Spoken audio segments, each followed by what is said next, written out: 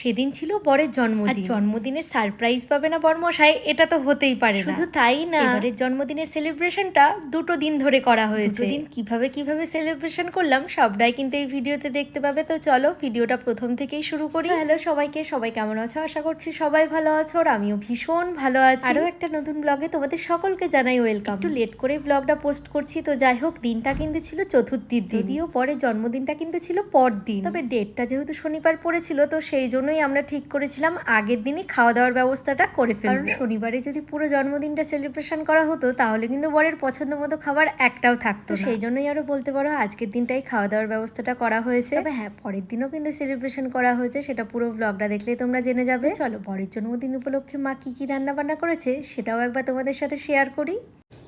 আজকে হচ্ছে তোমাদের দাদা ভাইয়ের বার্থডে সেলিব্রেশন হবে, মানে হচ্ছে আর কি।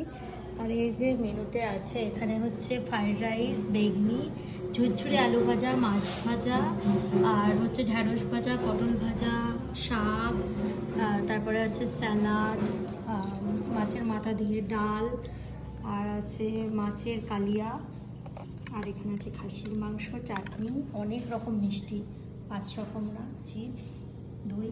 তা দেখতেই পেলে মেনুতে কিন্তু অনেক রকম আইটেম ছিল, সবকটাই কিন্তু তোমাদের দাদা ভাইয়ের খুব ফেভারিট। এই রান্নাবান্নাগুলো সবটাই কিন্তু মা করেছে। তবে আজকে আর ভিডিওতে কেউই আসেনি, কারণ আজকে যেহেতু জন্মদিন ছিল না আর আশীর্বাদও হবে না, সেই জন্য পরদিনের ভিডিওতেই তোমরা অবশ্যই দেখতে পাবে। পরদিন বলতে গেলে একটা ব্লগে সবকিছু শেয়ার করেছি, মানে লাস্টের দিকেই তোমরা দেখতে পাবে। সবকিছু সাজিয়ে গুছিয়ে দেওয়ার পর আমার তরফ থেকে বরের জন্য যে গিফটটা নিয়েছিলাম সেটাও দিয়ে দিলাম। তবে এবারের গিফটটা সারপ্রাইজ রাখিনি, আমাদের দাদা ভাইকে বলে দিয়েছিলাম ওর পছন্দ মতো কিছু নিয়ে নিতে, ও কিন্তু সেটাই নিয়েছে। জানি বাপু জানি, আমি কি দিলাম সেটা অনেকেই জানতে চাও, অবশ্যই তোমাদেরকে দেখাচ্ছি কিছুক্ষণ পরেই। তার আগে চলো আমরা খেয়ে নিই, কারণ অনেকটা লেট হয়ে গেছে। এরপরে যদি আরো লেট করি তাহলে তো বিকেলই হয়ে যাবে। সেদিন খাওয়া দাওয়ার পর আর সেরকম কোনো ভিডিও ক্লিপ নিইনি, এটা ছিল পর, মানে সেই দিন কিন্তু পড়েছিল পঞ্চমী। এবারে তোমাদের দাদা ভাইয়ের জন্মদিনটা একদমই কিন্তু পুজোর মধ্যেই পড়েছে। আগের বছরের জন্মদিনটা যেরকম সবকিছুই কিন্তু সারপ্রাইজ রেখেছিলাম, তো বুঝতেই দিয়েছিলাম না যে ওর বার্থডে ডেটটা আমার মনে আছে। যেহেতু সবকিছুই বলে করেছি সেই জন্য মনটা কেমন যেন একটা করছিল। তারপরে যেহেতু আগের দিন রাত 12টার দিকে কোনো রকম সারপ্রাইজ প্ল্যান করতে পারিনি, কারণ আগের দিনটা যেহেতু শুক্রবার ছিল, ও সব সময় বাড়িতেই ছিল, সেই জন্যই আর কি কিছুই করতে পারিনি। তার জন্য এই যে পরের দিন দুপুরবেলায় বাবাকে দিয়ে সবকিছু আনিয়েছি। ও যেহেতু দুপুরে খেতে আসে সেই সময় ভেবেছি সারপ্রাইজটা দেবো, সেই জন্য এই যে তার আগেই সাজিয়ে গুছিয়ে নিয়েছি। বলতে অনেকটা লেট করেই সাজানো শুরু করেছি। সাজানো বলতে সেরকম কিছুই না, তবে সবটাই যেহেতু একা একা কেমন একটা ভয় লাগছিল, পারবো কি পারবো না।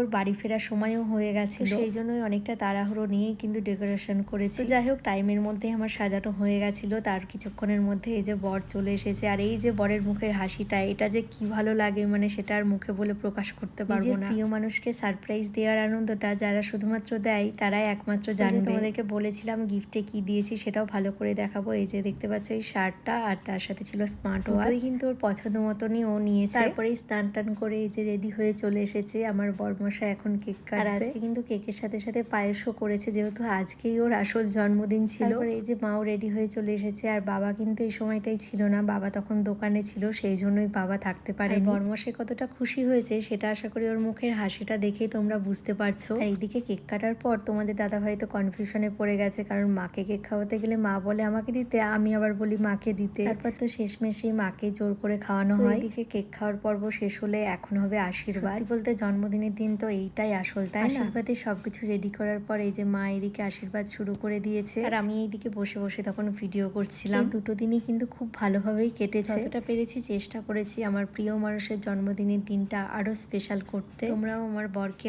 অনেক অনেক আশীর্বাদ করো যেন ও সব সময় সুস্থ থাকে আর অনেক অনেক ভালো থাকে। আজকে রাধা গোবিন্দ মন্দিরে পুজো দেওয়া হয়েছে, আর দুপুরে এই ভোগটাই খাওয়া হবে। তো এইভাবে 2 দিন কাটিয়েছি। কেমন লাগলো ব্লগটা অবশ্যই কিন্তু কমেন্ট করে জানাতে ভুলবে না। তো চলো ব্লগটা এখানেই শেষ করছি, সকলকে টাটা।